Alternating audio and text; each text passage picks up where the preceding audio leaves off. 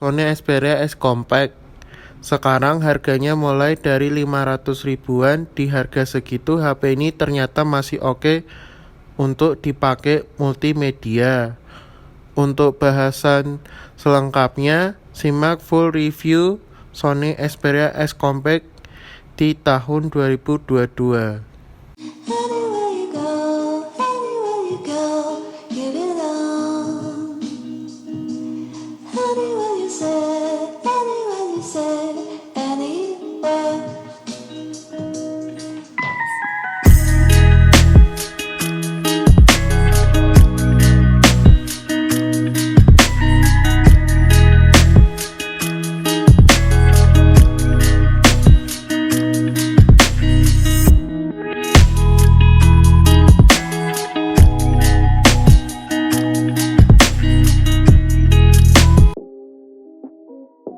Halo guys, kembali lagi ke channelnya Angga Zambler. Dan mari kita langsung aja review si Xperia S Compact. Yang pertama kita lihat, langsung bahas dulu harga dan speknya. Jadi kalian bisa beli Xperia S Compact ini di harga 500 ribuan. Itu pun tergantung kondisi. Untuk varian RAM sebesar 3 GB dengan internal storage sebesar 32 GB, ini itu single plus micro SD, jadi bukan dual SIM. Dan seperti biasa, kalau mau beli HP ini saya sudah taruh di link deskripsi. Oh ya, dengan harga segitu dapat spek Snapdragon 650, layarnya 4,6 inch, 720p, PPE 319, support NFC, Corning Gorilla Glass 4, sudah USB Type-C, 2 speaker, baterainya sebesar 2700 mAh, quick charge 3.0, dan bisa fast charging sampai 18 watt. Untuk desain dan bodinya sih ini masih cakep menurut saya. Punya budget pas-pasan, tapi bisa beli HP Sony Xperia dari segi desainnya. Menurut aku masih berkarakter banget dengan ciri khas Sony. Punya desain kotak, tegang, terus kalau ngomongin ukuran ini juga masih oke buat kalian pencipta HP compact atau kalian pengen ngerasain punya HP compact. Soalnya di akhir-akhir ini dan tahun sekarang HP kecil itu hampir punah ya guys. Jadi adanya X Compact ini bisa jadi alternatif buat kalian pengen enak dibawa kemana-mana, terus dipakai sambil tiduran enak, dan masuk kantong juga masuk.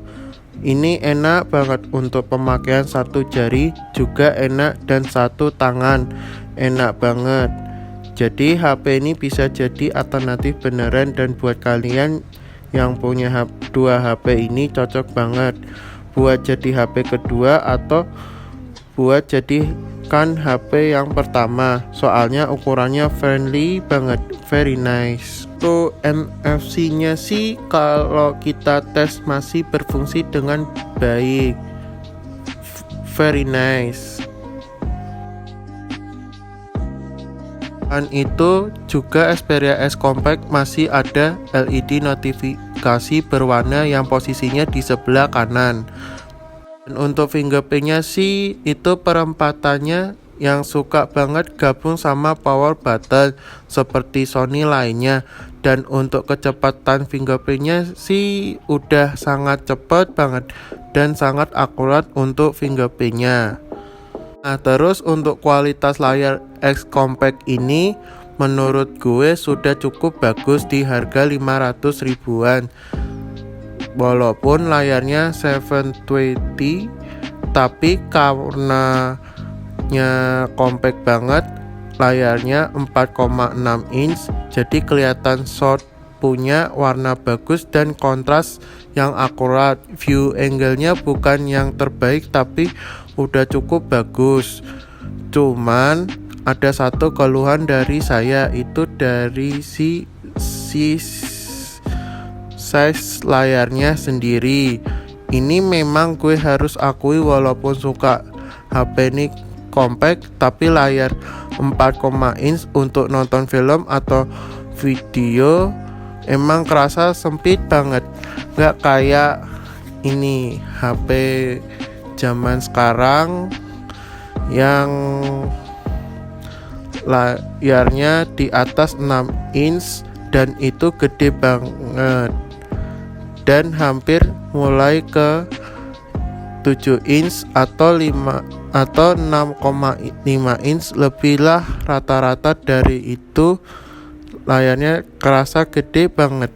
Dan untuk full brightness-nya sayangnya nggak bisa terang banget, jadi pemakaian bawah sinar matahari atau outdoor sedikit sulit. Layarnya kelihatan sangat gelap, jadi kalian lihatnya harus deket banget biar kelihatan, atau harus ditutupin pakai tangan. Dan yang terakhir, tes TOS delay-nya. Untuk tes delay-nya sih, ini gue tes keyboard dan scroll aplikasi support cepat. Overall S compact nggak ada TOS delay-nya sama sekali. Layarnya masih kerasa responsif banget, layaknya HP flagship. Dan selanjutnya kita bahas si audio quality-nya.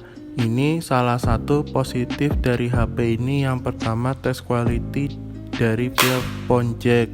Ini kualitasnya masih sangat bagus, layaknya HP flagship.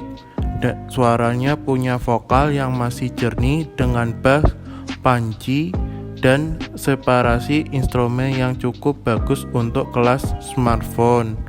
Untuk sound signature-nya ini cenderung ke arah warm atau bassy.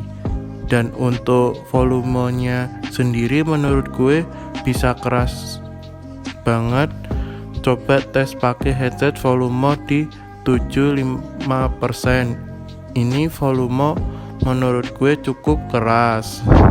Dan selanjutnya kita tes speakernya. Untuk harga 500 ribuan, menurut gue speakernya sudah dual speaker, dan gue suka juga ini sudah balance, jadi volume speaker kanan sama speaker kiri sama, nggak kayak HP lain biasanya berbeda. Kalau mau dibandingin sama HP lain pun 2-4 harga lebih mahal. Gue bisa bilang di Xperia S Compact kualitasnya bisa jadi atau setara HP tersebut kualitas speakernya.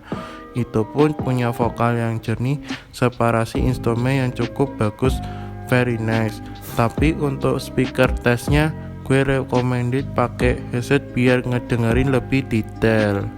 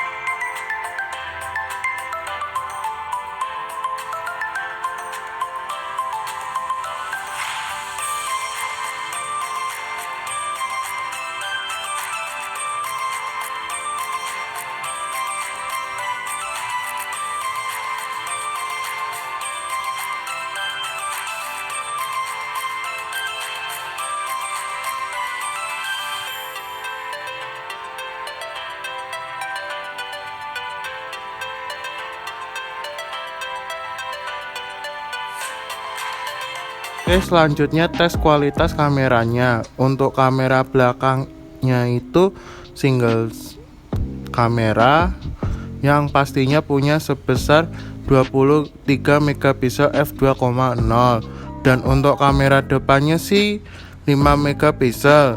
Video recordingnya up to 1080p 30 fps. Dan untuk kualitas kamera belakangnya sih menurut gue salah satu yang paling bagus.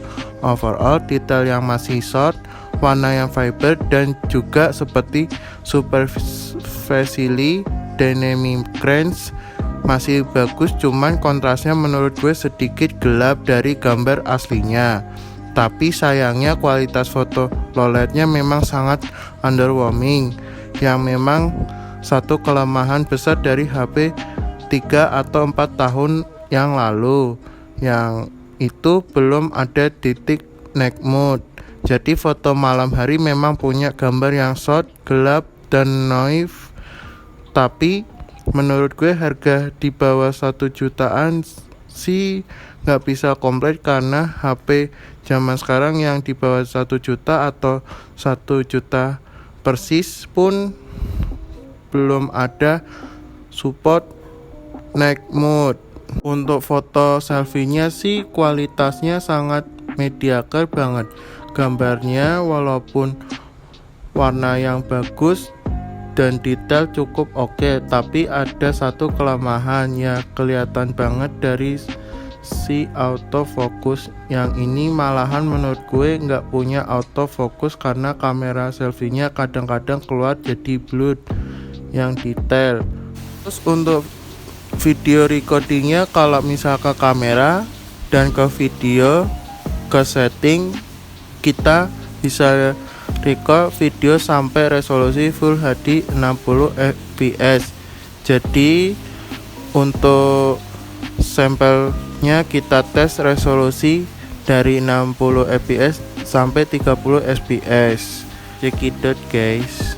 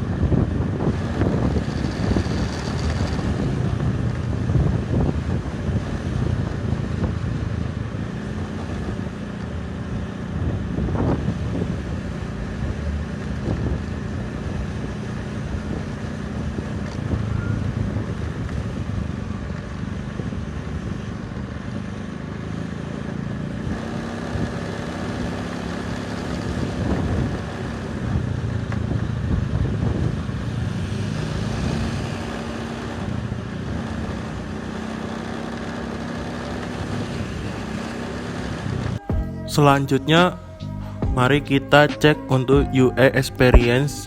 Jadi kalau misalnya ke setting,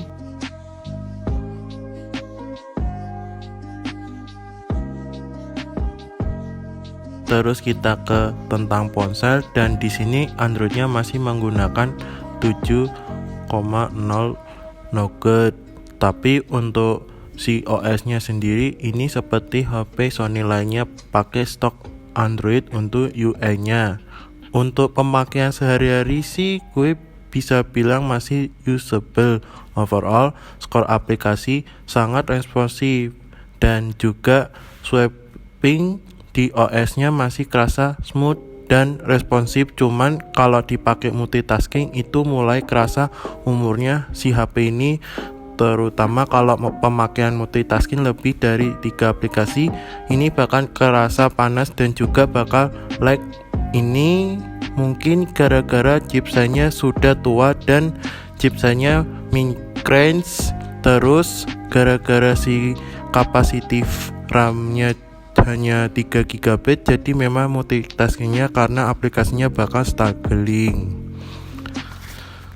Untuk kesimpulannya, Sony Xperia S Compact di tahun 2022 menurut saya masih sangat worth it banget untuk sekedar pemakaian ringan seperti sosial media, multimedia, dan gaming ringan. Dan juga HP ini masih terbilang cukup bagus. Yang terakhir untuk si baterai life-nya, yang dia itu punya baterai compact hanya 2700 mAh, tapi sudah support quick charge 3.0 atau fast charging sampai 18 watt. Cuman sayangnya belum support wireless charging ya guys. Ya, untuk tekanan baterainya sendiri ini seperti kalian duga kurang bagus, dan pemakaiannya enteng, hanya sosial media dan nonton video. Sony Xperia S Compact hanya bisa bertahan dari pagi sekitar jam 6 sampai sore jam 4-an saja. Oke guys, segitu aja video review si Sony Xperia S Compact di tahun 2022. Klik like jika kalian suka, komen, share, dan subscribe. Thanks for watching. See you back.